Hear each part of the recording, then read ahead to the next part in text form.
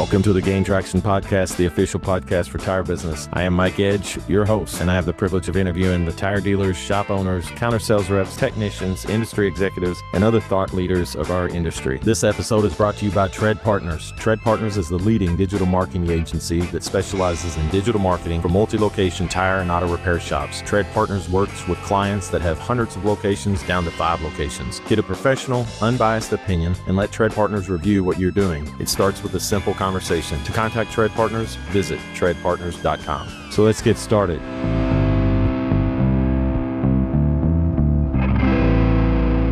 Hey folks, Mike Edge here with the Gain Traction Podcast. I just want to make you aware we've got a great new sponsor, Cosmo Tires. You can find out more about them at cosmotires.com. They sell about every tire on the market. Here's a short video about one of their products. Grip and ride, mud kicker, tearing up the ground, rolling through the backwoods, slaying that brown. Mud kicker, never getting stuck, digging down deep while we crank it up. Mud kicker, top roll down. Welcome to the Gain Traction Podcast, the official podcast for tire business. My guest today is Nick Fox, pro service coach and facilitator with Elite Worldwide. Nick, welcome back to the Gain Traction Podcast and happy birthday. Gosh dang, Mike, you're too sweet. Very excited to be here with you. Well, it's good to have you back, and you're back on for a different reason today because you're before you were with you guys had 4 shops in Montana and everything, and now you're with Elite, which is coaching other shop owners to do what you were able to do. Let's just talk about how you got here since we last had you on the show, because you sold your shops. Yeah, it's been a really fun couple of years since I had my shops, and I had a really great team, and we built up this family business that I was in, and we got an offer to sell our shops, and it made sense at that point in time, right? So sometimes you don't ever know if you're going to get an offer like that again. And we felt like it was a really nice fit for our team, and it allowed my dad to fully retire. So he was very happy about that. That's and nice. It was good. So I went to another family business, and they've had some rapid growth, which is really impressive. So yeah, that's how it kind of started in a really short explanation.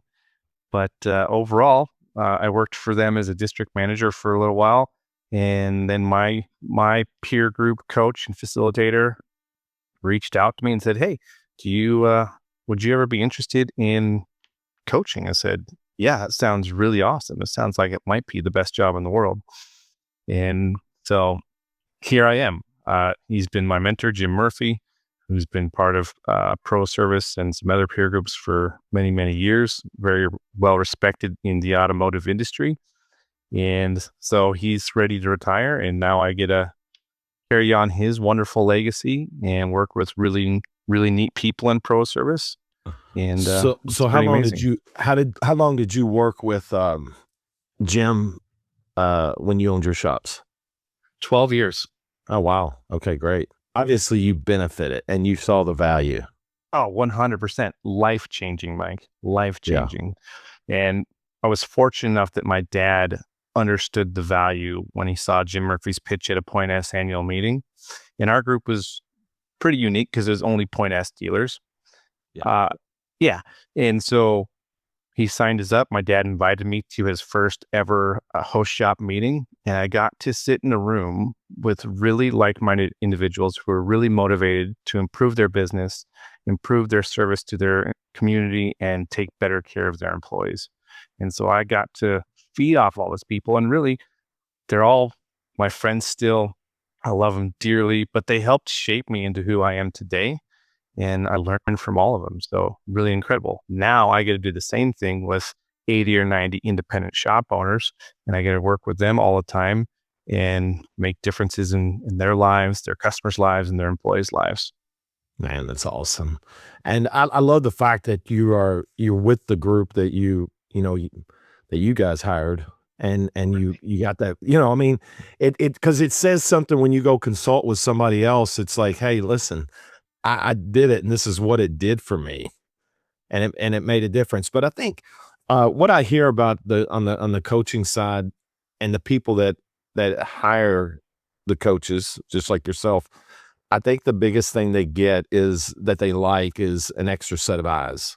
Is that a good way of stating it? And I guess to some form, it's accountability to the goals. They all know that, because we all have goals, but when you don't have somebody that is an outside set of eyes, I mean, that won't give you the sympathy that you hope you get. When you're in the fight, it's everybody's kind of together. Hey, yeah, we're struggling here. Let's let that one slide here. But when you got somebody on the outside that's holding you accountable, it seems like that makes a big difference.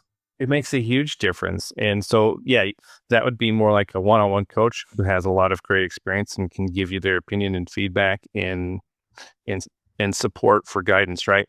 I personally prefer a peer group setting because I don't get only one opinion. I get numerous opinions.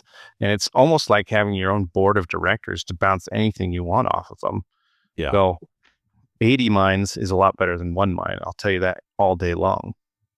I like that. And then I guess in that process, you're sitting with people that could say, well, I've been through that.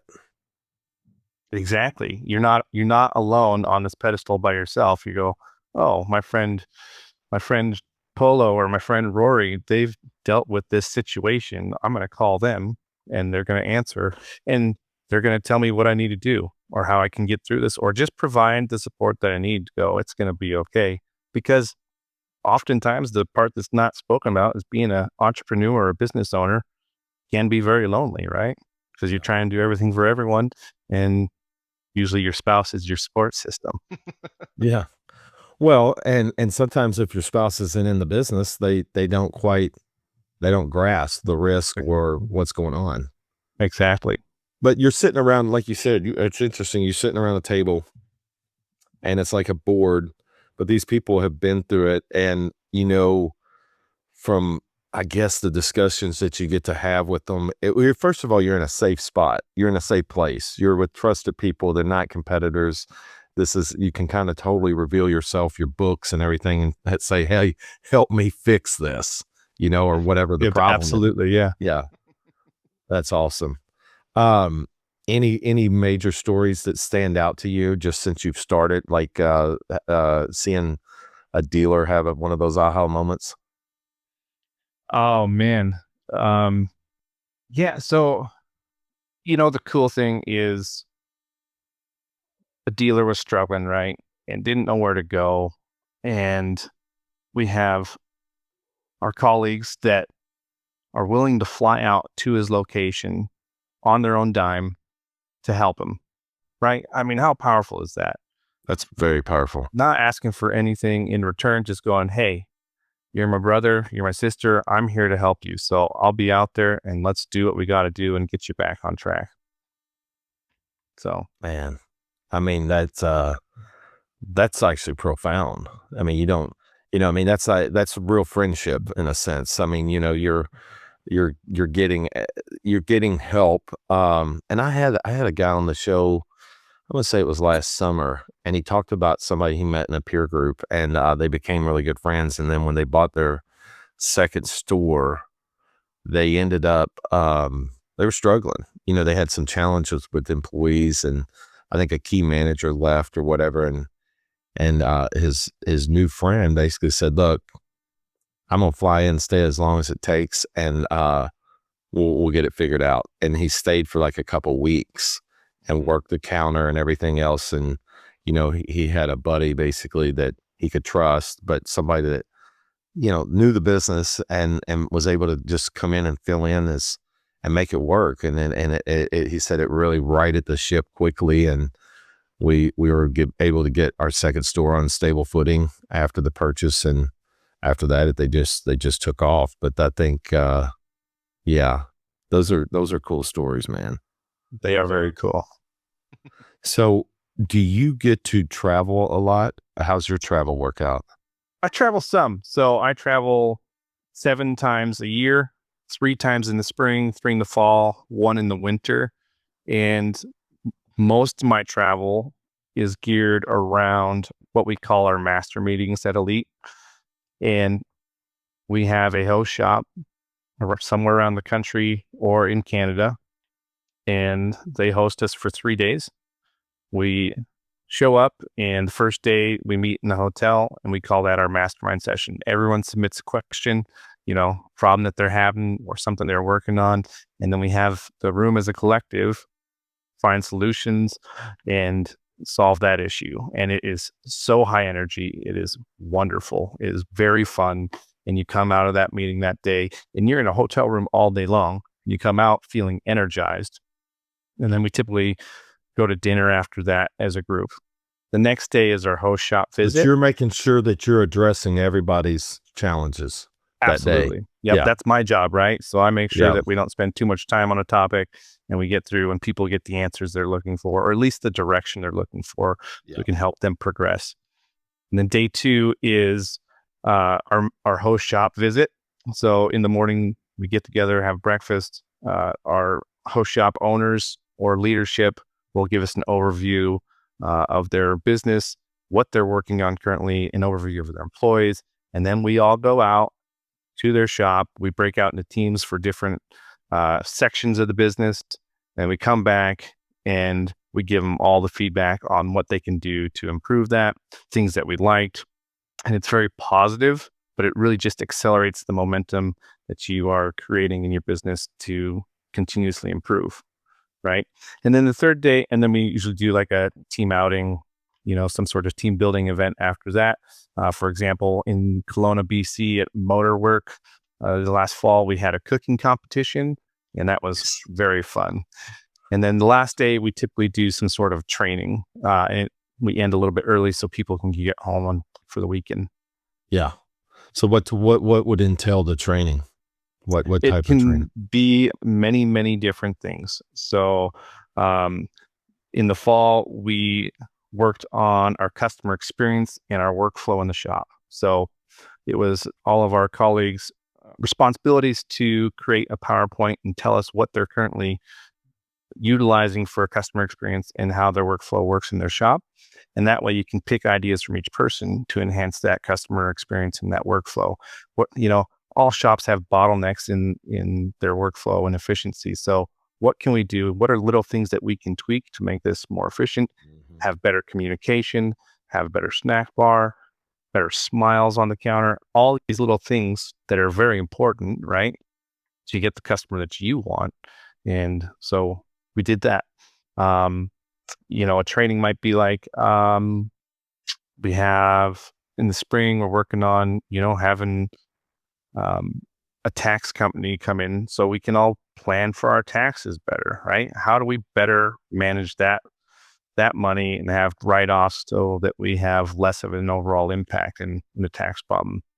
One thing that I really want to focus on is I work with a lot of strictly automotive repair and maintenance facilities and businesses. I want them to sell more tires. So you don't realize it if you've been selling tires since you were 12 years old like myself, but it's a different ball game than selling brakes or selling a brake flush or transmission flush. So let's do a tire training and understanding that, there's rebate programs, there's buying deeper because you're buying more products, how to charge for mount balance disposal. Do you build your own in-house warranty for that? All this stuff, right? So let's teach it. Let's give them something they can take back to their shop and have an immediate impact. That's fabulous, because there's so much, like if they are doing anything in tires, then you and I both know that it's revenue walking in the door, and don't let it leave. Absolutely, right? Yeah, they already have the car there, so yeah. you might as well sell them tires. Amen. It's there, and why split because if you go to the tire dealer, or let's say an auto repair shop lets somebody leave to go buy tires somewhere, there's a very good chance they're going to go to someplace that does the same auto repair services that you're already offering. So it becomes a more complete package over there that you don't want to give away. Absolutely. And I'll tell you, I haven't seen it, but I would be open to someone telling me, but I have not seen a singular vehicle service that produces more gross profit dollars per hour than selling a set of tires. That's a good point. And I think once people figure that out and they realize that, Yeah, don't look at the margin on the tire, but look at what your time involvement is, et cetera, all the little parameters that make that profitable. Yes, it's you've got there's some guys out there that'll tell you straight up that if they never let a tire sale go, because even if they have to sell it at cost, because I don't want that customer ever thinking that I can't provide full service for them. You know, that, and it's that whole relationship that I want you to count on me. I want to be that guy for you. Absolutely. And you get to see that customer more often, right? Because you're going to Oh, provide their yes. tire rotations. So you have opportunities to catch and recommend all the other services that go with owning a vehicle. Well, and just like, you know, and because you're a personal person, but the more you engage with somebody, the more the deeper your friendship goes. So it's not like, I mean, you know, 100%. I know you're engaging for, you know, automotive needs, but at the same time, you get to like your customers, right? And you can BS with them and have a good time with them. But the more you see them, the more that relationship gets rooted. I like to say.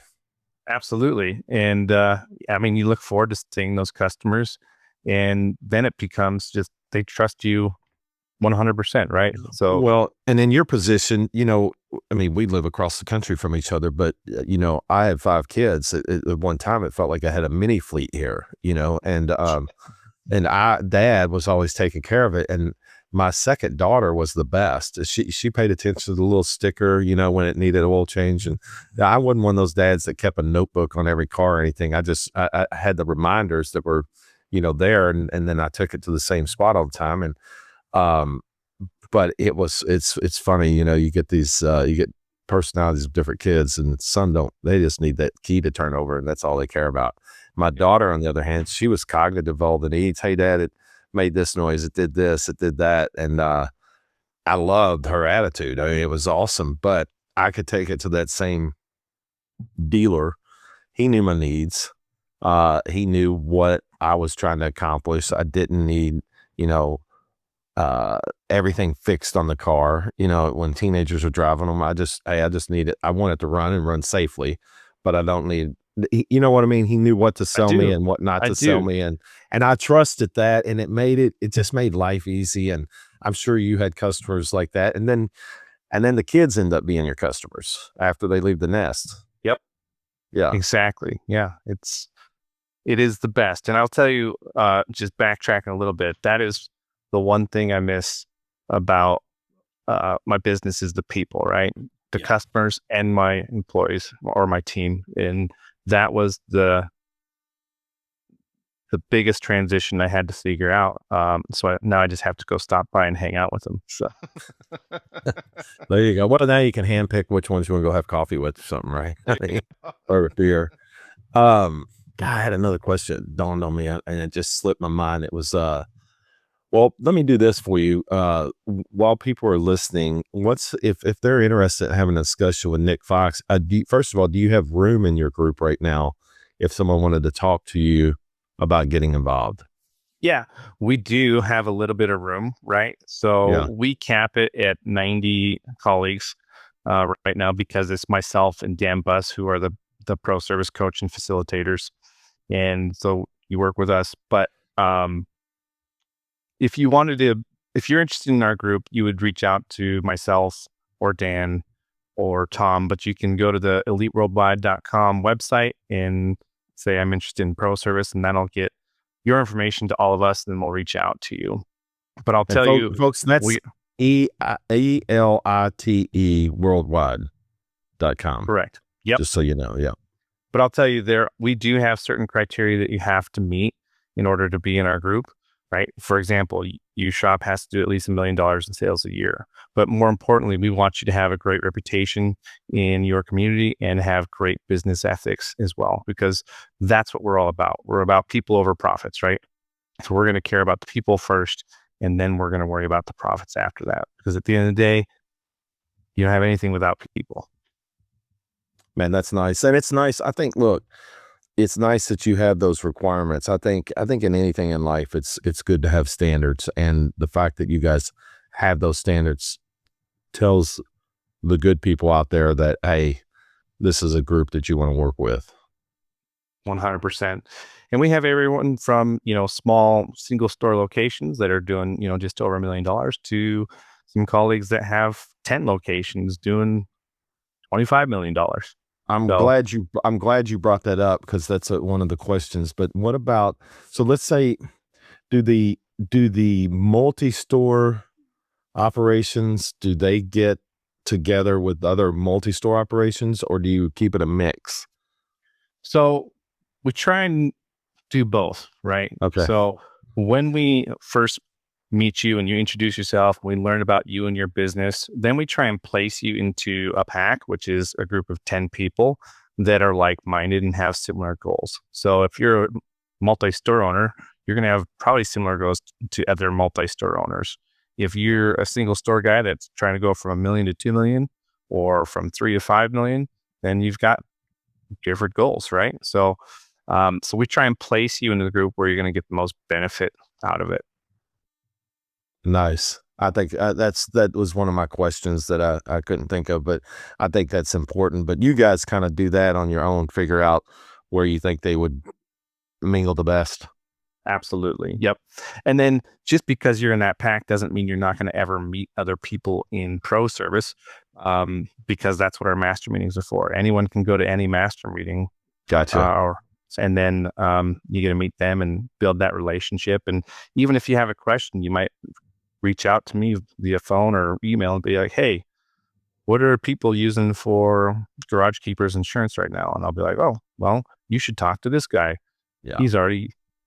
He's shopping this right now, So then you get a phone call from them. It's like somebody's already doing your homework. It's like somebody's already doing your homework for you, Exactly. Yeah. Yeah. I love that. I mean, it's just so handy. It's like you don't have to reinvent the wheel. And when, like you said, you're an entrepreneur, you're out there as an island, you're trying to do it all yourself, but man, you can get in this group and have just a lot of camaraderie and associates that have already been there, done that, and can tell you, hey, this is where I benefited, and you don't have everything, Mike, even pay plans, right? Even standard operating procedures. I have, been really fortunate that I've got to work with a lot of neat people, and we all share things with each other. So I've got an entire library that has just endless amount of documents that I can give to you, and we utilize them for, we like to call it R&D, rip off and duplicate from our friends. So it's the best way to do it. I mean, why reinvent it, right? Exactly. Well, I'm just, so food always interests me, but what was the little cook-off you guys had that you did? I'm just curious. Oh my gosh, I tell you, was it chili or something like that? It was like a black box competition, right? And it was this commercial kitchen, really cool area, and Lake House Kitchens, I think it was, in Kelowna, BC. So if you've never been there, I'd highly recommend it. But we brought everyone from this meeting. We had 50 people here, and we broke out into teams. Some of us were judges, and we had a competition. And in the black box competition, you get in the teams 3 or 4, maybe 5, depending on who you want to hang out with. And there's this box, and they give you ingredients, and you have to make a dish out of it. That's cool. And so you have no idea what they are. So you open it up and you're like, oh, okay, I have a steak, and I have a potato, and I've got parsnip, and then you're like, all right, now I got to make something out of this. So, and then you cook up some masterpiece that you created in your mind. You can't use your phone, right? But they have all the tools and equipment there. You're not allowed to research anything on your phone at the time. Oh, that's fun. That makes it really. And so you cook it up, and it's timed. So you have to have it done in a certain time, just like you see on TV. And once you're done, you put your team's name there, and then you bring it up to the judges, and they go through and they taste it. And then they say, all right, you guys did great, and you won, or you got second. But I will tell you this, the staff at that place said they've never had as many good meals cooked as we did that night. And that's just mad props to people in the automotive industry, because we know how to cook and we know how to eat. That's awesome, though. What a compliment. I mean, honestly, they probably have seen hundreds of groups, if not thousands. And so, yeah, that's awesome. What's Nick Fox's favorite food, before I let you go? Oh, Like favorite food. if I put you on an island and you knew you were going to be there for 1 year and you only had one type of food that you could eat and you had to eat it every day, what would you accept or what would you want? There's so many different types of food that are so delicious. But if I was on an island and I could only eat one food every day, I'm going to cheat a little bit because I'm going to say tacos because you can make tacos differently, right? Yeah, But it's still a taco. So I'm going to that's say right. tacos. I like it. No, well, you're right because you do the breakfast taco. Right? Exactly. I like your thinking, Nick. You give yourself options. I mean, all it's got to do, hey, to be officially a taco, it's just got to be in a taco shell or a soft shell, right? Exactly. That's awesome. Well, I do like, I had to go down and see some tire guys down in Houston, and I'd never really eaten breakfast tacos the way they do. And man, a few years ago, guys, dang, those things are incredible. You can get some smoked brisket with an egg. Wow. Sounds amazing. Yeah, it is. But I like the way you think about that. I mean, because I get people that'll say, well, I would eat, well, pizza actually gives you a lot of variety too. It does. That's another good one. Yeah, But, because I'm getting older now, so I got to focus on some protein instead of the carbs. that's awesome. Well, Nick, I'm glad you came back on. I'm glad I get to see you again. And I think I'm going to, I don't know, I'm going to see you shortly well, I don't know. This thing will air after that, but we'll see each other soon, I'm sure. But I wish you the best with Elite. And I may have a name or two for you before this is over. I love it, Mike. I always appreciate it. It's great hanging out with you. And I'm sure I'm going to see you in Arizona in the near future. So Good it'll deal. be awesome. Good deal. Well, I wish you the best. And as always, thanks for being a big fan of ours. And we appreciate your support. And we'll have you back on another time. Love it. Can't wait, my man. Take care. All right. To all our listeners out there, thank you for being part of the podcast. We love you. We'll see you next time. To all our listeners, thank you for being part of the Gain Traction podcast. We are grateful for you. If you'd like to find more podcasts like this, please visit gaintractionpodcast.com. If you'd like to make a guest recommendation, please email me at mike@treadpartners.com. This episode has been powered by Tread Partners, the leader in digital marketing for multi-location tire and auto repair shops. To learn more about Tread Partners, visit treadpartners.com.